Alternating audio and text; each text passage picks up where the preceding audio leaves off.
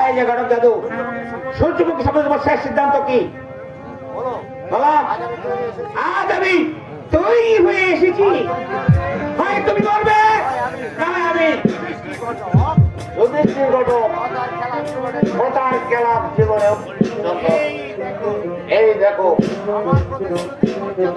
আমি আমার প্রতিশ্রুতির মর্যাদা উপযুক্ত ভাবেই আমি দিয়েছি।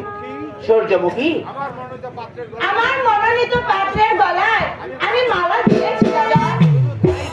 শুধু তাই নয়, আমার বিষয় সম্পত্তি আমি ওদের ভুল করে দিয়েছি। আমি তীর্থ ভ্রমণে চলে যাব। দাদু, সূর্যমুখী আর এই প্রতিষ্ঠা আমার বিষয় সম্পত্তি ভোগ করার উপযুক্ত কিনা যাচাই করতে গিয়ে এটা অনেক দেরি হয়ে গেল। দাদু, তুমি আমাকে ক্ষমা করো। চন্দন দাদু, তোমার চোখের কোণে জল দাদু। অনেক করে ভগবান আমার সন্তান সন্ততি দিলে না, তাই আজ ছেলের বউ দেখার কাজ বউকে দিয়ে দেখাতে হবে। দাদু, দুধের চারটি বলে নেছে দাদু। আরে তুই এমন আনন্দের দিনে দুঃখের কথা শোভা পায় না রে। এসো এসো, বিয়ের কাজটা ছেড়ে তোমাদের জাদু তুলে কোথাও চলে যাবে। এসো, সারা ঘরে চলে এসো।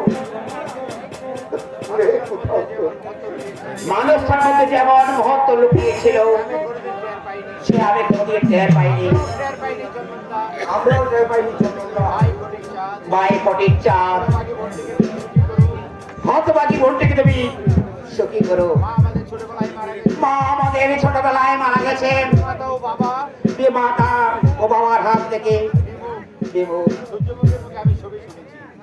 সূর্যমুখীর মুখে আমি সবই শুনেছি। চন্দনদা, জেনে শুনে তাহলে সূর্যমুখী গ্রহণ করেছো ভাই। সে যে আমার হৃদয়ে রাজ্যে ভালোবাসার রানী, তোমাকে অশেষ ধন্যবাদ। এখন আমি আসি। দাদা, তুমি আমার বিয়ের দিনও আমার কাছে থাকবে না? সময় নেই বোন, সময় নেই। এক বিপুলের হিলে হলো আর এক গুটির পথে ধার করে রেখে আজ সময় নেই।